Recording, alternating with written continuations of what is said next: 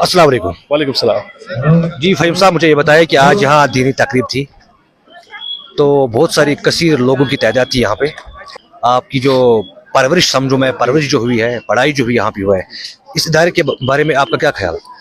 देखिए, जहाँ तक इस इदारे की बात की जाए, आपने यहाँ भी सुना होगा कि इस इदारे में दोनों चीज़ें पढ़ाई जाती है, चाहे वो दीनी एतबार से हो, तरबियत के एतबार से हो, या दुनिया एतबार के साथ जो हमारे सब्जेक्ट्स होते हैं उस हिसाब से यहाँ पढ़ाया जाता है। इसमें कॉलेज लेवल तक सारी चीज़ें पढ़ाई जाती है। खासकर इस बार जो आज इस तकरीब का इनकाद हुआ है, इसमें हमारे पास 25 हुफ़ाज़ से 25 हुफ़ाज़ किराम की हमारे यहाँ पे उनकी दस्तरबंदी हुई।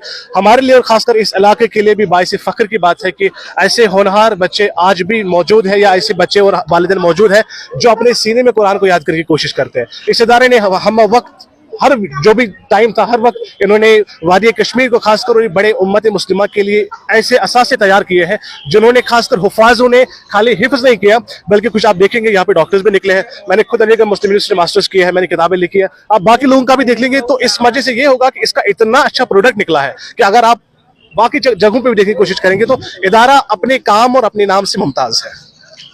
अच्छा फ़हीम साहब, मुझे ये बताएं कि जितने भी हमारे हाफिज जिनमें कि हमारे बच्चों ने 25 थे, तो मुख्तलिफ डिस्ट्रिक्टों के हैं। वजह क्या है कि मतलब इतना क्या खास बात है सिराजुल उलूम में कि लोग बाकी डिस्ट्रिक्ट से आकर यहाँ तालीम हासिल करते हैं? देखिए, इस हवाले से मैं ये बात करना चाहूंगा कि आपने देखा होगा यहाँ का इंफ्रास्ट्रक्चर, इस इदारे का जो इंफ्रास्ट्रक्चर है एक यूनिवर्सिटी से कम नहीं है। बारहा कश्मीर यूनिवर्सिटी बहुत बार यहाँ पे इंस्पेक्शन भी हुआ है।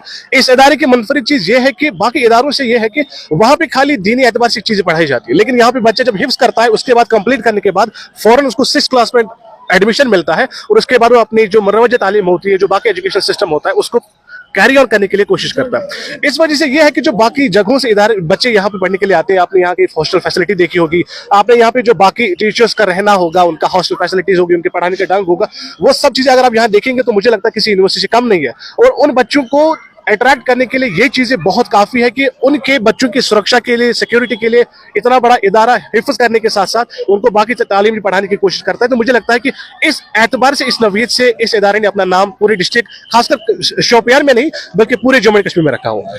तो क्या मैसेज रहेगी, खाली दीन और दुनिया ये दोनों हमें चलाने हैं, उस बारे में क्या ख्याल है आपका? ऑब्वियसली मैं तो ये कहना चाहूंगा कि देखिए, खाली दीन के एतबार से आप चलने की क्या ही कोशिश करेंगे। देखिए, एक हाफिज कुरान बनना या उसके साथ साथ मस्जिद की इमामत करना खासकर उम्मत मुस्लिमा का कोई मकसद नहीं था।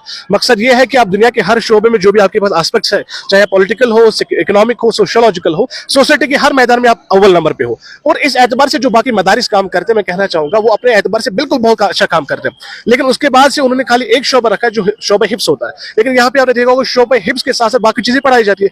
तो मैसेज ये है कि देखिए, मुसलमान को एक मल्टी डायमेंशनल एस्पेक्ट में निकलना चाहिए, उन तमाम चीजों पर नजर रखनी चाहिए, क्योंकि समाज को खाली हाफिज किराम जो है वो जरूरत नहीं है, बल्कि एक अच्छा ईमानदार ऑफिसर भी जरूरत है जो इस इदारे से निकलते हैं और अपने समाज में जो खदमात होती है उनको अंजाम देने की कोशिश करते हैं। अच्छा, आजकल की जो जनरेशन है उसके लिए क्या मैसेज रहेगी आपकी? मेरी जनरेशन हमेशा ये रहती है, चाहे आप मेरे सोशल मीडिया से देखेंगे, किसी नेशनल टेलीविजन चैनल से भी देखेंगे, ये मैसेज हमेशा यूथ से होती है कि आप एक बेहतरीन एसेट है इस पूरे उम्मत का, एक उम्मत मुस्लिमा का। आपके कंधों पे ये जिम्मेदारियां होती है कि आप पूरे उम्मत के मुस्तकबिल की तरफ देखें।